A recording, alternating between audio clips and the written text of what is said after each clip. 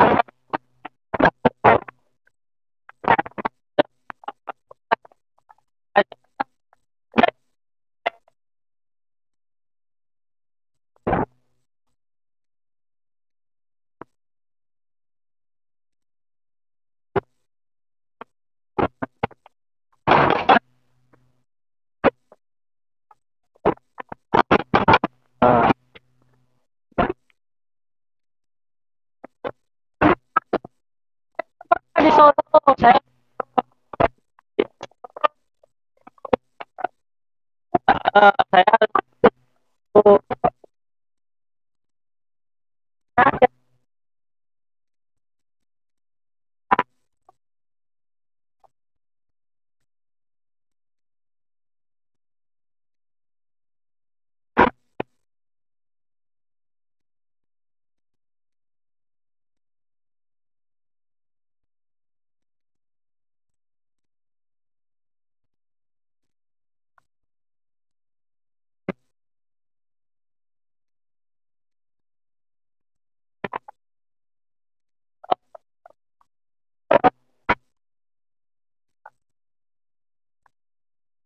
Sragen habis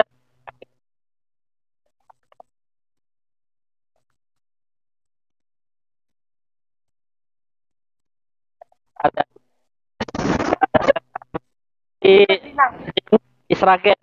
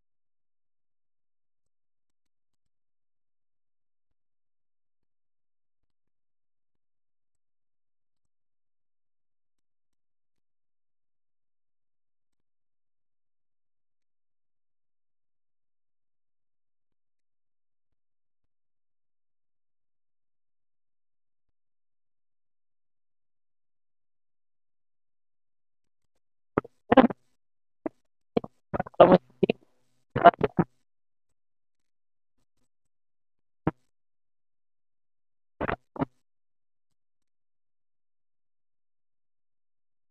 tunggu.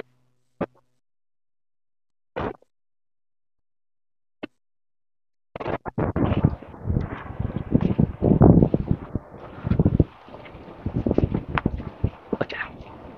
Ya, bismillahirrahmanirrahim. Assalamualaikum warahmatullahi wabarakatuh. Ah, sudah mulai lemes kayaknya nih. Kecapean nih Bapak Ibu ya. Tadi tidur nggak Bapak? Masya Allah. Ya, mudah-mudahan capek kita bernilai pahala di sisi Allah ya. Amin. Ya, para jamaah yang dimuliakan Allah Subhanahu wa taala, alhamdulillah pada hari ini kita masih bisa melanjutkan ya aktivitas kita di tanah suci di kota Madinah Al Munawwarah ini ya. Dan alhamdulillah pagi ini kegiatan kita ya, kita insya Allah akan keliling-liling Masjid Nabawi untuk mengetahui apa saja sih yang ada di sekitar Masjid Nabawi. Ya, kalau mungkin kita tahunya hotel-hotel doang ya, hotel sana, hotel sini ya. Padahal kalau kita keliling-liling ini ada nilai-nilai sejarahnya. Ya. Seperti apa contohnya? Seperti ya yang ada di sana tuh yang dipagerin itu. Itu tadinya kebun-kebun di sana tuh. Nah, sekarang lagi mau direnovasi insya Allah. Apa namanya, kedepannya akan dijadikan tempat wisata insya Allah. Karena memang tempat itu merupakan tempat sejarah. Ya, ada nilai sejarahnya. Apa sih tempat tersebut sejarahnya? Ya, tempat tersebut sejarahnya adalah tempat di mana dilantiknya Abu Bakar As-Siddiq menjadi khalifah sepeninggal Rasulullah.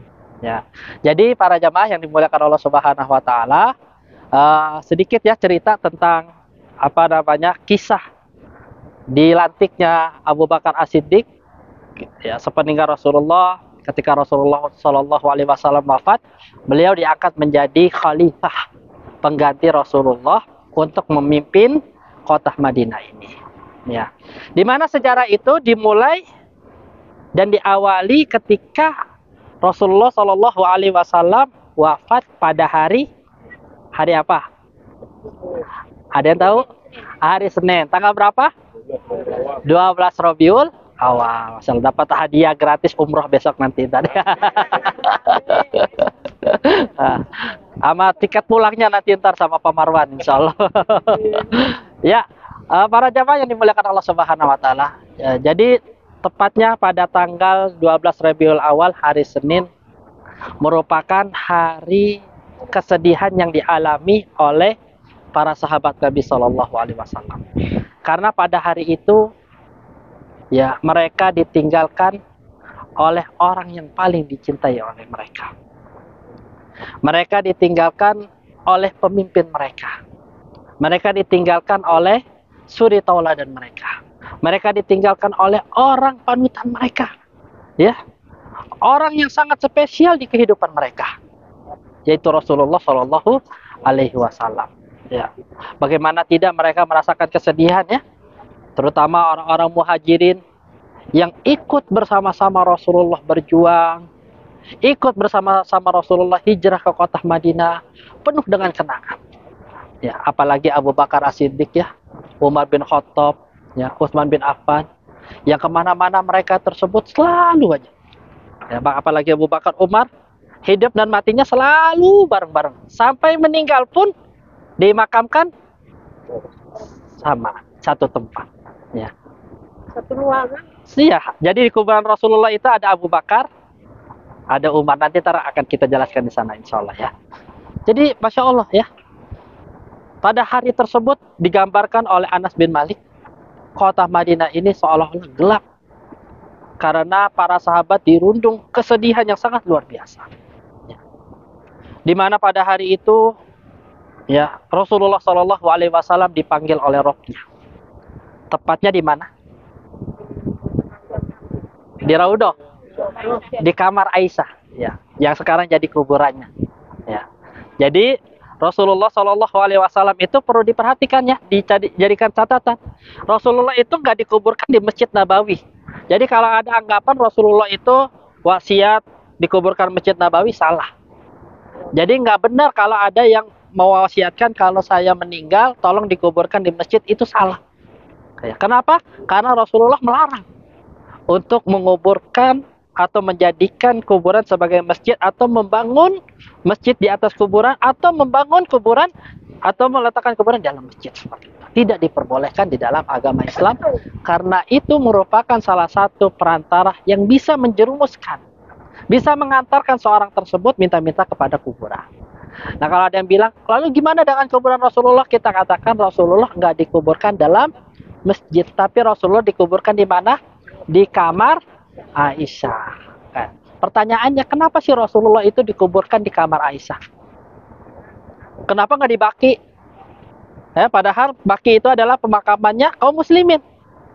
Jawabannya adalah, ya, sebagaimana dikatakan oleh Rasulullah SAW, tidaklah seorang nabi tersebut meninggal melainkan dia dimakamkan di tempat di mana dia meninggal.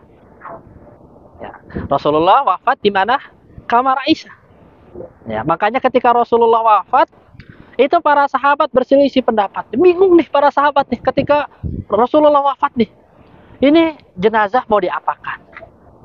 Karena sementara kalau kaum muslimin yang lainnya tahu ya, dimandikan, dikafankan, dilucutkan, ini apa namanya, pakaiannya. Rasulullah gimana? Apa mungkin kita lucutkan pakaiannya, kita mandikan seperti kaum muslimin yang lainnya, atau ada kekhususan khusus? Kemudian mereka bingung lagi. Itu dikuburkan di mana nih jenazah Rasulullah Shallallahu Alaihi Wasallam? Ya, ada yang bilang katanya, oh, Rasulullah dikuburkan di Baqi. Ada yang mengatakan Rasulullah kalau bisa dikuburkan di tempat kelahirannya. Di mana kelahiran Rasulullah? Di Mekah. Ada yang bilang lagi lebih parah lagi, kalau bisa di Masjidil Aqsa, tempat Rasulullah Isra Mi'raj gitu. Tapi ketika itu tampillah Abu Bakar As-Siddiq radhiyallahu anhu. Beliau mengatakan, menyampaikan suatu hadis, sesungguhnya aku mendengar Rasulullah bersabda, tidaklah seorang nabi itu wafat melainkan dia dimakamkan di tempat wafatnya. Nah, ini merupakan hadis yang menunjukkan akan kepalsuannya seorang yang ngaku nabi bernama bukan Ahmadiyah. Siapa itu Ahmadiyah? Pemimpinnya Mirza Ghulam Ahmad. Tahu Mirza Ghulam Ahmad ya? Ada kelompok Ahmadiyah, dia mengaku dirinya sebagai nabi. Tapi ironisnya ketika matinya tersebut, ya, Mirza Ghulam Ahmad ini, ya, beliau ini wafat ketika beliau ini buang air. Di mana? Toilet. Seharusnya kalau dia seorang nabi dimakamkan di mana? Di pitengnya. Tapi nggak dimakamkan di pitengnya. Karena kenapa? Seorang nabi itu harus dimakamkan di mana dia tempat meninggal. Nah, seperti Rasulullah itu meninggalkan di mana? Di rumah Aisyah, di pelukannya Aisyah. Ya, ketika Rasulullah itu wafat sakaratul maut, beliau berada di mana? Pelukannya Aisyah.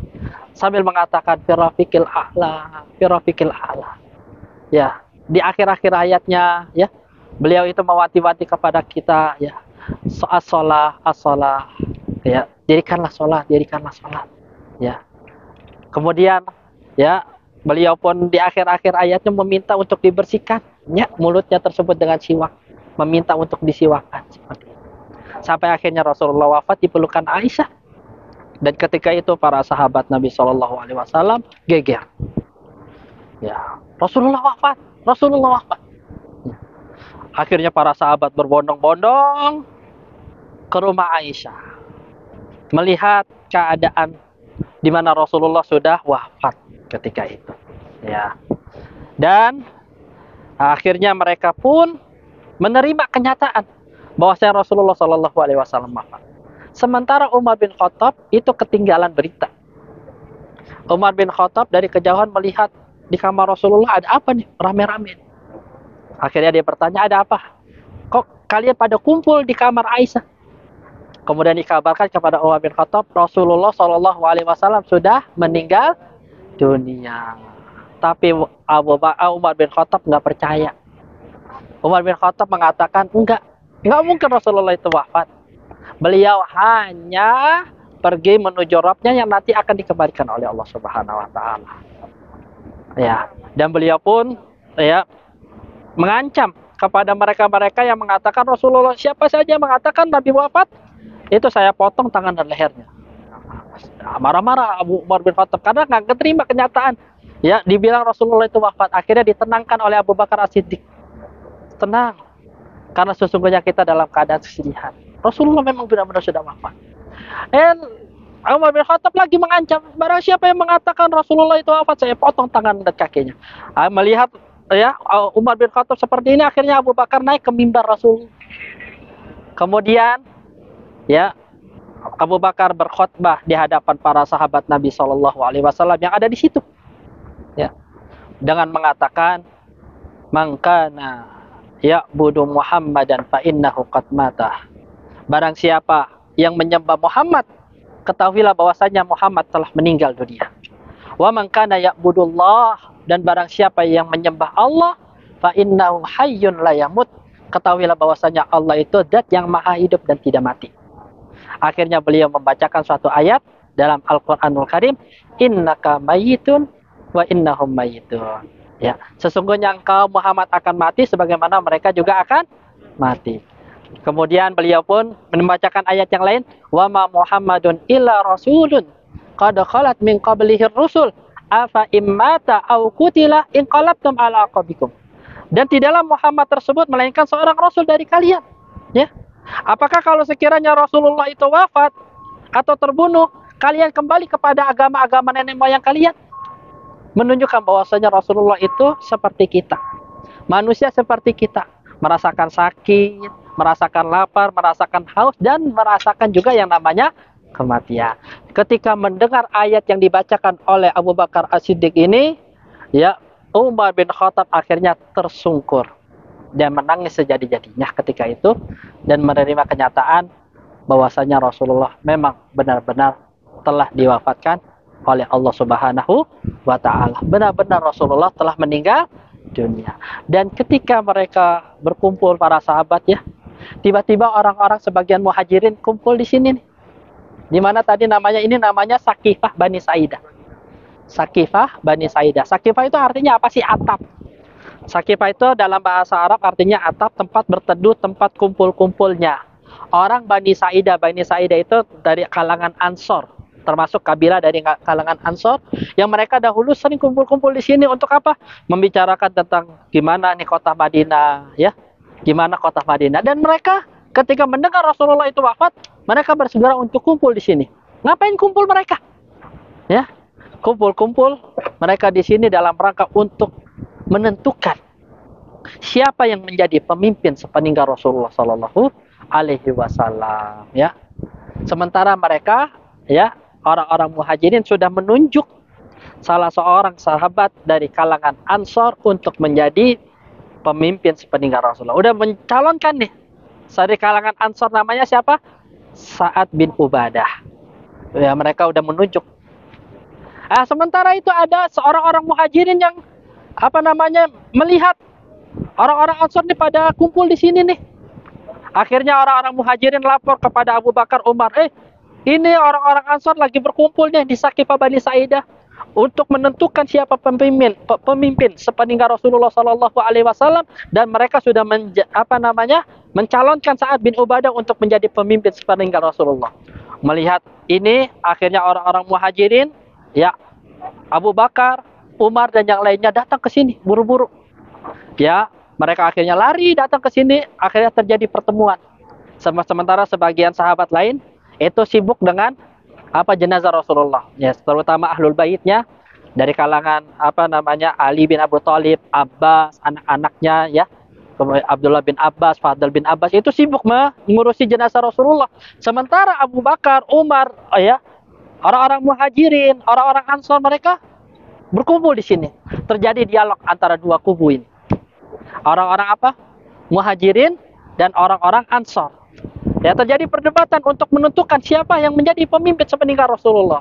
Kemudian kata Abu Bakar, aku mendengar kalian ini udah menunjuk, ya, salah seorang di antara kalian menjadi pemimpin sepeninggal Rasulullah. Kata orang-orang Ansor, iya, kita telah menunjuk dan menjadikan calon Sa'ad bin Ubadah sebagai pemimpin sepeninggal Rasulullah Sallallahu Alaihi Wasallam ini. Ya. Kemudian Abu Bakar mengatakan, ketahuilah bahwasanya saya pernah mendengar Rasulullah Shallallahu Alaihi Wasallam bersabda, sesungguhnya yang pantas untuk menjadi pemimpin itu haruslah dari kalangan Quraisy. Sementara Rasulullah bersabda, al-a'immatu min Quraisy, ya, yang menjadi pemimpin itu haruslah dari orang Quraisy, ya, bukan dari kalian, ya. Dan akhirnya Abu Bakar pun menunjuk, ya, Umar bin Khattab untuk menjadi pemimpin. Dan ada satu lagi sahabat, ya, yang bernama kalau nggak salah Abu Ubaidah bin Jarrah, ya, Abu Ubaidah dan Umar bin Khattab untuk menjadi pemimpin, calon dari saya ini, mereka berdua, karena mereka berdua dari kalangan Quraisy, ya. Sementara itu Umar bin Khattab mengatakan, demi Allah, sekali-kali Umar bin Khattab tidak akan bisa menjadi pemimpin sementara di sana ada Abu Bakar As-Siddiq, ya. Dan yang menjadi pemimpin ini haruslah Abu Bakar As-Siddiq, seperti itu. Dan Umar bin Khattab pun, ya, singkat cerita, mengangkat tangan Abu Bakar As-Siddiq dan mengatakan, dan sayalah orang yang pertama kali membaiat Abu Bakar As-Siddiq untuk menjadi pemimpin Rasulullah. Ya, melihat Umar bin Khattab melakukan seperti ini, akhirnya mereka sepakat. Karena mereka mengetahui akan keutamaan Abu Bakar. Ya, namanya Abu Bakar ini itu Masya Allah, itu di hadapan para sahabat itu mempunyai keutamaan yang sangat khusus. Ya, Abu Bakar As-Siddiq ini pertama, orang yang selalu menemani Rasulullah, ya. Kita tahu nanti akan kita jelaskan, ya. Ya, mohon diperhatikan, ya, dompet-dompet, Abu Bakar As-Siddiq itu selalu menemani Rasulullah. Bahkan nanti ketika kita di Mekah kita ceritakan, ya, di mana pada saat beliau ini diusir, beliau hijrah ke kota Madinah, siapa yang menemani perjalanan Rasulullah di Goa Sur? Ya, di Goa Sur ketika Rasulullah dikejar-kejar oleh orang-orang kafir Quraisy, itu Abu Bakar As-Siddiq. Kemudian siapa yang menjadi pengganti Rasulullah imam ketika beliau ini sakit? Abu Bakar As-Siddiq. Kemudian ketika ditanya, ya, seorang Rasulullah SAW ditanya oleh seorang wanita yang sudah tua, wahai Rasulullah, kalau engkau sudah tiada, kepada siapakah aku ini akan kembali untuk menanyakan sesuatu? Kata Rasulullah, kepada Abu Bakar. Ya, banyak, ya, tentang keutamaan Abu Bakar yang menunjukkan di sana ada isyarat-isyarat bahwasanya Abu Bakar lah orang yang paling berhak untuk menjadi pemimpin sepeninggal Rasulullah. Akhirnya mereka sepakat, ya, orang-orang Muhajirin, orang-orang Ansar sepakat untuk menjadikan Abu Bakar pengganti sepeninggal Rasulullah sebagai Khalifah. Di mana tadi namanya? Sakifah Bani Sa'idah. Jadi disitulah. Itu dulu tempat pelantikannya Abu Bakar As-Siddiq diangkat menjadi khalifah sepeninggal Rasulullah Shallallahu Alaihi Wasallam. Ya, dari sini kita tahu, ya, bahwasanya kepemimpinan di dalam Islam itu sangat penting. Ya, tidak bisa namanya suatu wilayah yang memang di sana ada masyarakat tanpa ada pemimpin. Ya, mereka, ya, para sahabat itu tahu betul, ya, kalau kota Madinah ini nggak ada pemimpin sepeninggal Rasulullah akan kacau balau. Kalau sekiranya kota Madinah ini tidak ada seorang pemimpin, ini akan terjadi pertumpahan darah seperti dahulu. Kota Madinah ini antara orang Ansar, Aus, Khazraj, itu ada dua suku, itu saling berperang satu dengan yang lainnya. Ya, kalau nggak ada pemimpin, kestabilan suatu masyarakat ini tidak akan tertangani. Makanya penting, ya, para sahabat Nabi itu ketika mereka berkumpul bukan mereka serakah atau maruk dengan kepemimpinan, enggak. Bahkan sampai-sampai Umar bin Khattab, sampai-sampai Sa'ad bin Ubadah, Abu Ubaidah bin Jarrah, itu mereka rela untuk menjadikan kepemimpinan ini langsung diberikan kepada Abu Bakar As-Siddiq. Ya. Mereka bukan orang yang serakah kepada kepemimpinan, akan tetapi mereka berkumpul di sana karena mereka tahu bahwasanya kota Madinah ini tidak boleh sepi dari yang namanya pemimpin. Nah, nggak boleh di sana sepeninggal Rasulullah kota Madinah ini tidak ada pemimpinnya, harus ada pemimpinnya. Bahkan dalam safar sendiri, ya, perjalanan sendiri, kalau kita mau mengadakan perjalanan lebih dari tiga orang atau lebih harus ada amir safarnya. Seperti para jamaah, amir safarnya siapa? Pak Marwan, ya. Harus ada amir safarnya karena memang Rasulullah lah yang memerintahkan kita harus ada pemimpin seperti itu, ya. Dari sini kita tahu pentingnya pemimpin ya di dalam agama Islam. Yang kedua, kita tahu bahwasanya Abu Bakar ini merupakan sahabat yang mulia. Ya, kemuliaan Abu Bakar As-Siddiq itu telah disepakati oleh para sahabat yang lainnya. Ya, semulia-mulianya manusia ya, setelah para nabi dan rasul itu Abu Bakar. Ya, itu Abu Bakar. Bahkan dikatakan Abu Bakar fil jannah. Abu Bakar itu ketika hidupnya langsung dijamin Rasulullah itu di surga. Seperti itu ya. Ini menunjukkan akan keutamaan Abu Bakar As-Siddiq radhiyallahu taala anhu. Nah, jadi itulah para jamaah yang dimuliakan Allah, sedikit cerita tentang sejarah apa namanya tadi? Sakifah Bani Saidah. Kita foto-foto dulu yuk di sana yuk. Apa dari sini aja yang ya di sini aja ya, nggak usah panas ya. Yang penting dapat ininya. Ayo foto-foto ya bareng yuk. Ya, di